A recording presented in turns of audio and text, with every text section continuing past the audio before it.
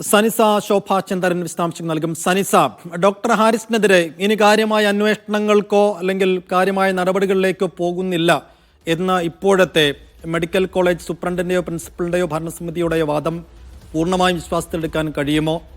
ഈ വിഷയം, ഈ ഏറ്റുമുട്ടൽ പൂർണ്ണമായും അവസാനിക്കുന്നു, മഞ്ഞുരുക്കത്തിലേക്ക് പോകുന്നു എന്ന് തന്നെയാണോ കാണുന്നത്?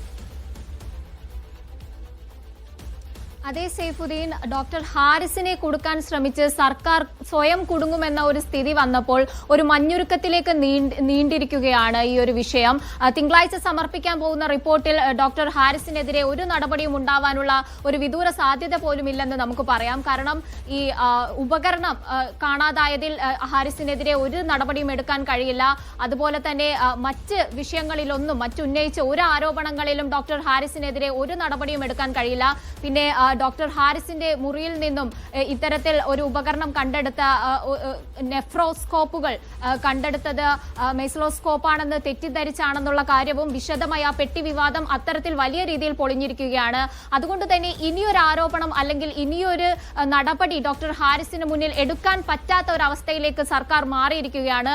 അതുകൊണ്ട് തന്നെ ഈ ഒരു മഞ്ഞുരുക്കത്തിലൂടെ ഈ പ്രശ്നം അവസാനിപ്പിക്കുകയാണെന്ന് നമുക്ക് പറയാം. ഇപ്പോൾ ഡോക്ടർ ഹാരിസും ആ ഒരു മഞ്ഞുരുക്കത്തിന് ഒരു വ്യക്തത വരുത്തിയിരിക്കുകയാണ്. ഡോക്ടർ ഹാരിസും അതിൽ ആ മഞ്ഞുരുക്കത്തിന് ഒരു പച്ചക്കൊടി കാണിച്ചു എന്ന് നമുക്ക് പറയാം. ഡോക്ടർ ഹാരിസ് തന്നെ ഇനി സർക്കാരിനെതിരെ താൻ പ്രതികരിക്കുന്നില്ല, ഒരു കുറ്റം പറയുന്നില്ല എന്ന് ഡോക്ടർ ഹാരിസും പ്രതികരിച്ചു. അതുപോലെ തന്നെ ആരോഗ്യമന്ത്രിയെ, ഈ ഉപകരണം കാണാതായ വിഷയത്തിൽ ആരോഗ്യമന്ത്രിയെ ആരെങ്കിലും തെറ്റിദ്ധരിച്ചതായിരിക്കാം. ആരോഗ്യമന്ത്രിയും സർക്കാരും തന്റെ ഒപ്പമുണ്ട്. പുതിയ ഉപകരണങ്ങൾ വാങ്ങുമെന്ന് അവർ ഉറപ്പു നൽകി. പുതിയ ഉപകരണങ്ങൾ വാങ്ങി. അത്തരത്തിലുള്ള പ്രതികരണങ്ങളാണ് ഡോക്ടർ ഹാരിസിൽ നിന്നും നമുക്ക് ലഭിക്കുന്നത്. അതുകൊണ്ട് തന്നെ ഈ മഞ്ഞുരുക്കം നമുക്ക് വ്യക്തമായിട്ട് തന്നെ ഈ മഞ്ഞുരുകി എന്ന് നമുക്ക് പറയാം. അതുകൊണ്ട് തന്നെ തിങ്കളാഴ്ച വരുന്ന റിപ്പോർട്ടിൽ ഒരു നടപടിയും ഉണ്ടാവാൻ സാധ്യതയില്ലെന്നും പറയാം.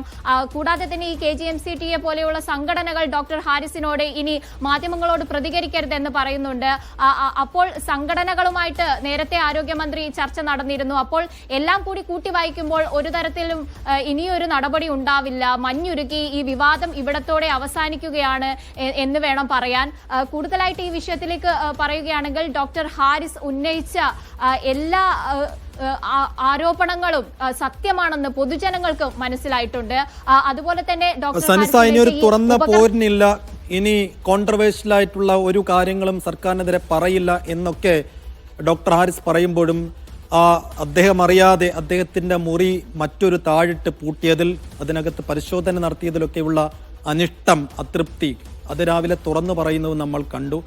അപ്പോൾ ഈ ഇത്തരത്തിലുള്ള അതൃപ്തിയൊക്കെ ഉള്ളിൽ അടക്കിപ്പിടിച്ച് തന്നെ ഈ വിഷയത്തിൽ നിന്ന് ഒരു പുറത്തേക്ക് ഇറങ്ങുകയാണ് എന്നൊരു നിലപാടിലേക്കാണോ ഹാരിസ് എത്തുന്നത്? അതെ, വലിയൊരു രീതിയിലുള്ള വേട്ടയാടൽ ഈ വിവാദങ്ങൾക്കിടയിൽ ഡോക്ടർ ഹാരിസ് കടന്നുപോയിട്ടുണ്ട്. വലിയ രീതിയിലുള്ള വൈകാരികമായ മുഹൂർത്തങ്ങളിലൂടെ അദ്ദേഹം കടന്നുപോയിട്ടുണ്ട്. മാധ്യമങ്ങൾക്ക് മുന്നിൽ അദ്ദേഹം കരയുക വരെ ഉണ്ടായി. അതുകൊണ്ട് തന്നെ ഇത്തരം ഒരു പ്രഷറിൽ ഒരു ഡോക്ടർക്ക് എത്ര കാലം മുന്നോട്ട് പോകാൻ പറ്റും? അതുകൊണ്ട് തന്നെ ഒരു നടപടിയില്ലാത്ത, ഒരു മഞ്ഞുരുകിക്കൊണ്ട് ഈ വിഷയത്തെ അവസാനിപ്പിക്കാനാണ് അദ്ദേഹവും ആഗ്രഹിക്കുന്നതെന്ന് തോന്നുന്നു.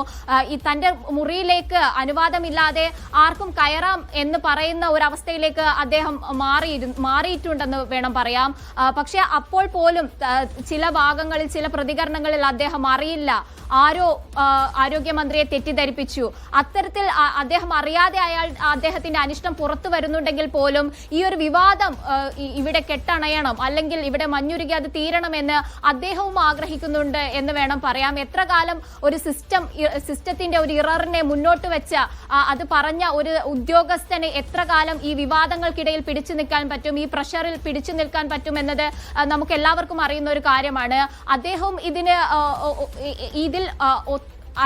ഈ ഒരു വിവാദത്തിൽ നിന്ന് രക്ഷപ്പെടാൻ വേണ്ടിയാണോ, അല്ലെങ്കിൽ അദ്ദേഹം ഉന്നയിച്ച പ്രശ്നങ്ങളൊക്കെ പരിഹരിക്കപ്പെടുമെന്ന് ഉറപ്പ് ലഭിച്ചതുകൊണ്ടോ എന്തോ ആവാം, അദ്ദേഹം ഇനി സർക്കാരിനെതിരെ ഇനി ഒരു തരത്തിലുള്ള പ്രതികരണത്തിന് മുതിരുന്നില്ല എന്ന ഒരു നിലപാടിലേക്കാണ് ഇപ്പോൾ നീങ്ങിയിട്ടുള്ളത്. സൈഫുദ്ദീൻ.